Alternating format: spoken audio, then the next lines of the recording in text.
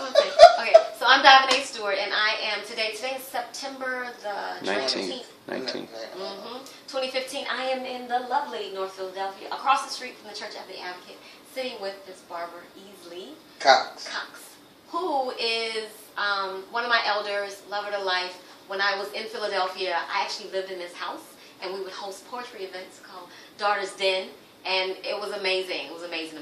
So I'm in the city and wanted to talk to Barbara because the Black Panther documentary, Stanley Nelson's documentary, came out yesterday in Philadelphia. So I went to the screening and I said, hey, one of my elders was a Black Panther. I need to talk to her and sort of figure out next steps and talk about the program and everything. So we're sitting down chit-chatting, trying to fill in some blanks. I never advertise who I am or where I've been. You have to really come to my house, or somebody found me on, what is that thing? I can't. Facebook, Google. Somebody Google. I didn't know, girl. I didn't know that, girl. You know what? I need to Google you because this is interesting. Okay, we lived here, you landlord the whole night, and you would come to our events or whatever, and you were just like, you know, we're going through our growth in terms of the Mumia. And then when Geronimo was released, like, that all happened in this I still space. have that picture of you and Geronimo. We're all outside. It's great. So, but you really, when I go, I'm like, oh, she did all of this stuff. Like, this is who you are. So you're just like... It's, I think it's ordinary. Yeah, that makes sense. But I realize now... You're an extraordinary person. Not so much, but the time period and the things that, as a young woman, I was able to do. I left America in 1970. I think it was approximately April.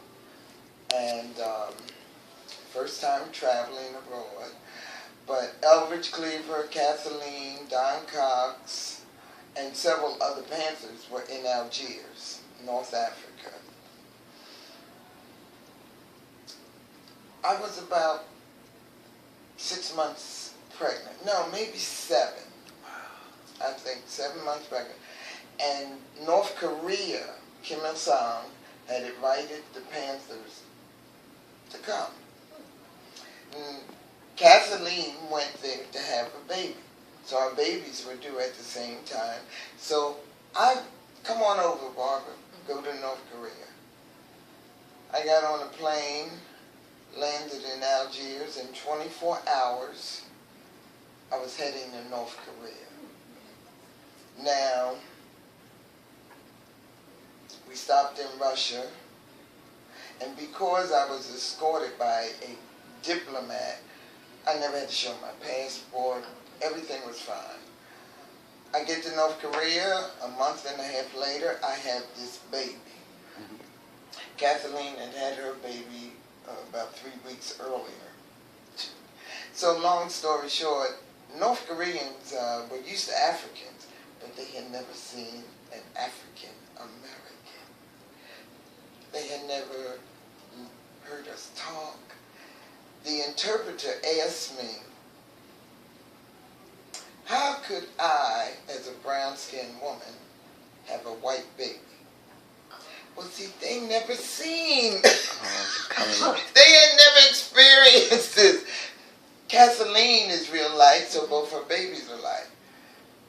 But my son, as you know, looks kind of in between. Like he could pass if he wanted to. Yeah. So guess what I did?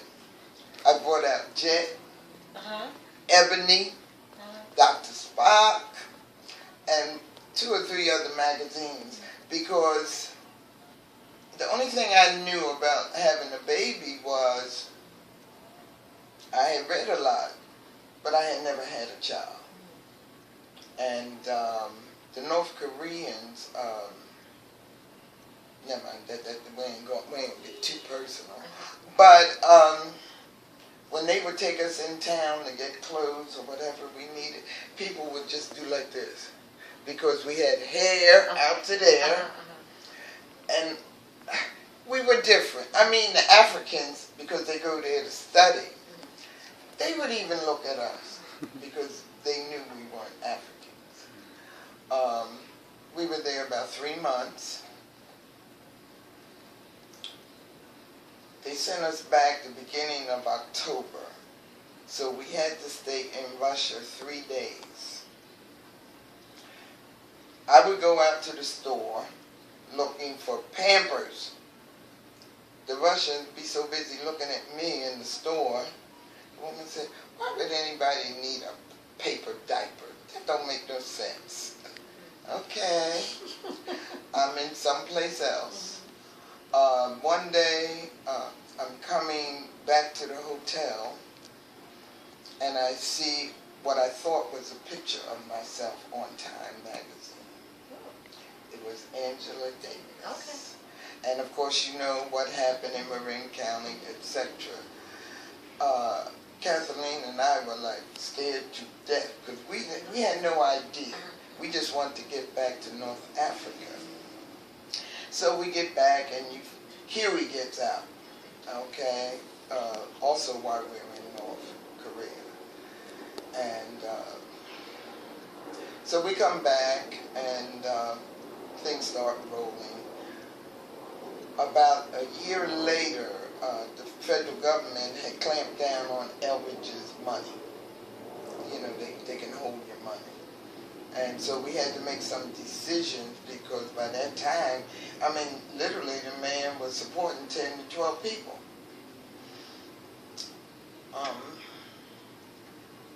Kathleen had been invited to Germany. We went to Germany to support the Black GIs. Stayed about 2 days. Come back to Algiers. Money's funny. The women have to go back to America or whatever. People have to make decisions. And I chose to go to Germany. Oh, okay. I chose because I wanted to work. I didn't want to just be, how can I put it, we had a nursery, so you babysit or whatever. But other things, I kept busy. So I went back to Germany, and I stayed there almost 2 years. Really? And I enjoyed that tremendously because the GIs supported us. I belonged to a group called Voice of the Lumpen, and the GIs, they made a newspaper, right? So it was about 4 black women and a French woman and a German woman. So the newspaper would come out, and we would go to the bars or the guest houses, they call them. And I really loved that time because we would get all dialed up. And when the German girls saw us come in, they'd be like, because they knew it was all, and the brothers were almost like, you never realize this. They would, sister, can I just touch you? Oh, can I just And guess what we would do? We would say, as individual women, what you doing Friday night? You want to come over? So each brother thought we were inviting them. Friday night, we have a room full of we need to be on that. Like, yes, read this book. And what we would do was show the Battle of Algiers. Yes, okay. And after that, I mean... So you politicized them? I don't know. The war really politicized them. They were living. It made them conscious. Yeah. They were either coming or going back to the world. And some of them had come from a place called Baumholder up in the mountains, which is equivalent to jail. Okay, so it was just a lot of things that we did, and the reason we left or we broke up, they started the early outs, and Nixon early out, so you can get out 6 months ahead of time, and the war was grinding down. Drugs came in. See, you always had marijuana, hashish, but you didn't have heroin and all that stuff. And then all of a sudden we were seeing things that were really bad. And one day, I took my son out to play in the snow. It was the first snow. And I'm down on my knees playing with him. and a shadow comes over me. So you look up, you don't pay it too much mind. And this man, white, German, American, I don't know, he bent down and he said, "That's a beautiful son you have there, Barbara." And you know what I said? Oh shit. Gotta go. Yep, Gotta go. Because when they get personal, Yeah. they on you. And I had a GI bring my son back for what I thought was 30 days. It turned into a year. And see, when the year was up, all those other things were happening, the war winding down, drugs, etc. Chef, that movie Chef, that was the first black movie they showed. They brought that movie in, and I was like, man, what are black people doing in America? Because I'm still hyped, and Chef is running around with leathers and chippies, and I'm not, So in '73, I came back to America, and that was really different because I was used to leaving my doors open, my windows open. I mean, in Africa and some parts of Europe, ain't nobody breaking in, robbing. Well, I got back here, and a lot was going on. So, you know, you start looking for old friends and allies, and you dig in, and you got to figure out a way to make a living. By this time, people are going underground. I didn't go back to California because the split had happened in '71, and there was still a lot of hard feelings. So I came back to Philadelphia, which is my home, as you know, and I just started preparing for whatever was coming. Because by this time, my mother, you need to get rid of that bush, you need to do this, you need to get a job. But I didn't really need to get a job because I had financial support.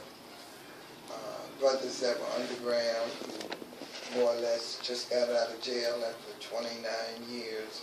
And especially people in New York. My husband was the field marshal, and being his wife, I got a lot of respect.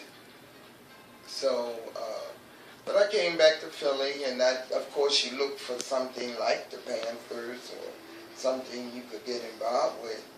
But by that time, a lot of things had become selfish, petty bourgeois black people, superficial fakes. I'm not saying they didn't do some good things, but I didn't see the masses wanting to join them. Okay. Mumir was still out of jail, and he introduced me to Bob Marley. Okay. I ain't have a clue. Bob Marley, yeah. I didn't have a clue. I went to the event. I thought I was going to get a contact high. And Rita and Bob would. So, you know, it's like all of that. All of that's going on. Move started coming a little about 76, 77, I think. But basically, I stuck with ex-Panthers and what I call good people. Good people that were just community people. So it was all, you know, it's been an adventure. Yes. Yeah. Yeah. I regret nothing. Okay. I regret nothing. Like, you stayed and you were a social worker. Social worker. And then you're still at Malcolm X. You still. I went with Malcolm X Sisters, Remember Malcolm. But I volunteer at the church. Church of the Advocate. Yes, because now I explain the murals. In the city? No, in the church. Oh, In the church. okay. Yeah, I remember. Okay. You remember those murals? I take Still- people around yeah, and explain what the murals are about.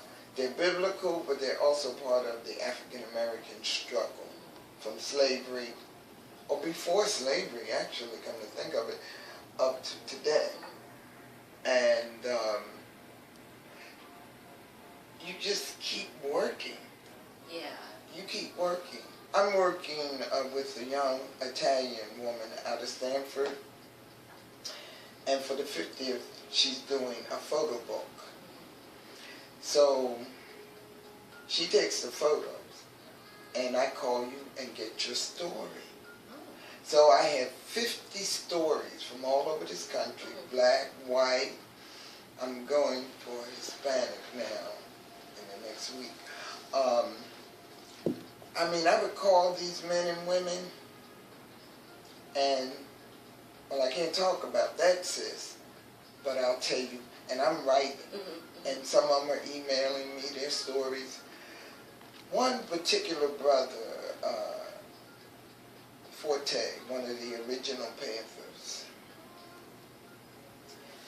in his 3 paragraphs, he says, it wasn't no damn picnic.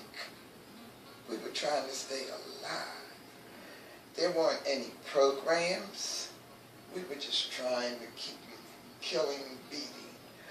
And when I read his as compared to even the one I wrote, because in mine I talked about where I've been and what I did. He talked about the pain of it. And I was so overwhelmed. And then other people started calling and telling me stories. What did you do after the party? See, that's where I'm really trying to get to.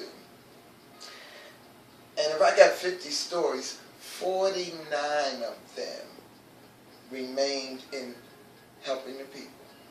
Well, like, moving forward, like, what's some words of advice? Like, you was just like the sage. If you could wrap it up like, hey, this is what you need to do.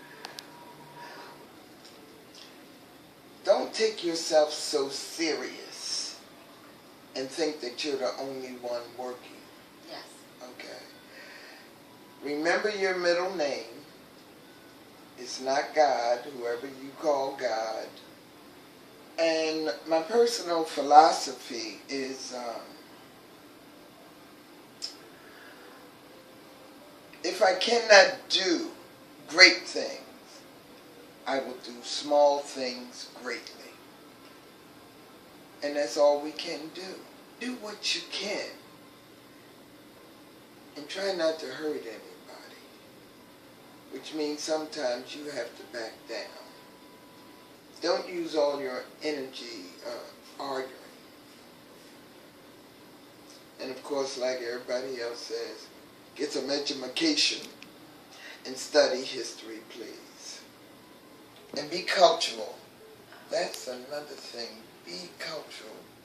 Whether you're performing, creating, or just surround yourself with culture that's positive. Thank you so much. All right, go ahead.